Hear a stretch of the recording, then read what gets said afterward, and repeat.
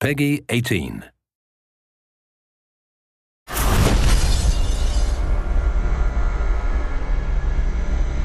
The thing we really wanted to do was give the player decisions to make, give the player choices and have some consequences to those choices. And some have lightweight or subtle consequences, and some are purely aesthetic.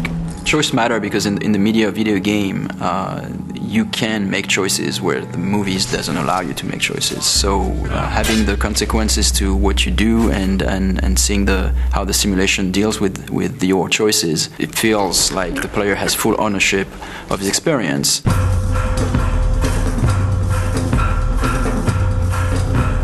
My goal is that everything that the player wants to do, he should be able to do it.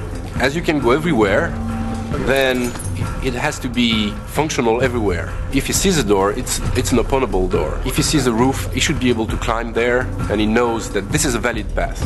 As you guide Corvo through the world, as you see this world from a first-person perspective, you can constantly approach the game with all-out violence or subtlety, like you can be very surgical in how you move into an environment and how you deal with the assassination target.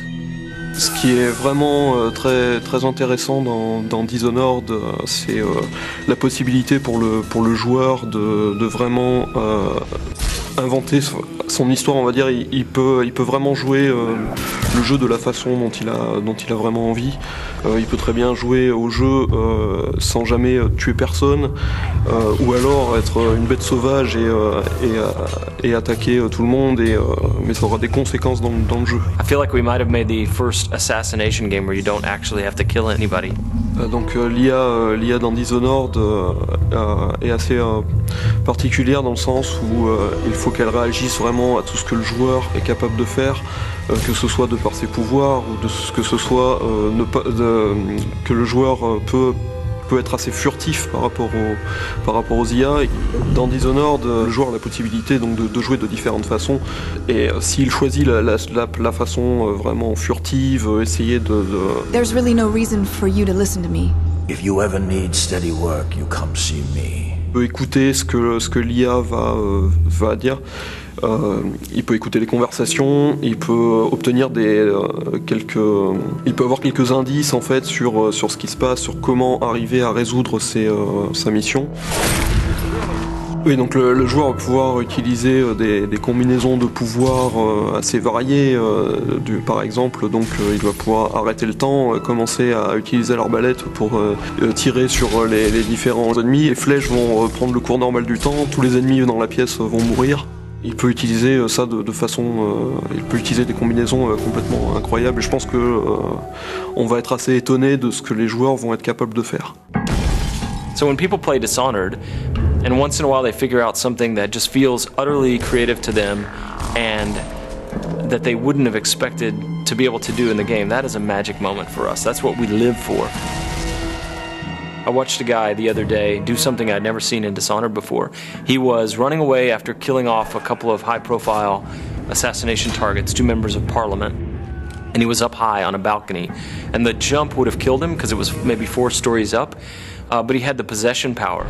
And in our game, when you possess somebody, it's not like you leave your body behind and possess them with your mind.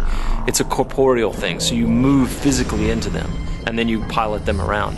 And so he jumped off of this balcony 4 stories up and plummeted to the ground, and I thought he was going to die. He was on the pavement next to the river, but he was angling for this guard that was walking a patrol down there, and as he got close to the guard, he activated the possession power and moved into the guy, and it kills the inertia of the fall, and he lived and walked past the other guards who didn't know anything was wrong.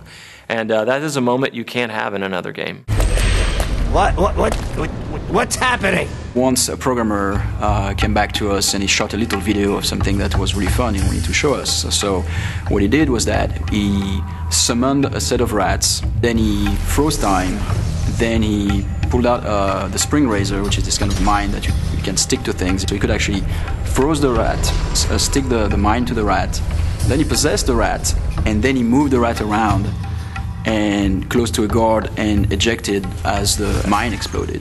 I think what is special to Dishonored is that the moment-to-moment emotion is great. In a shooter, for example, you know that shooting at a guy will kill you, and you have to take cover and progress, and well. But in Dishonored, you can combine things in a way that even the result can be unpredictable. For us, the thing that is a thrill is whenever we are surprised by the game. We see that for the first time, like a character responding to something, all those powers will chain together, and still the simulation works. For us, it's really mind-blowing. What I like to do when I'm playing games, to share experiences. Every player experience would be pretty different. I would love the player to feel that.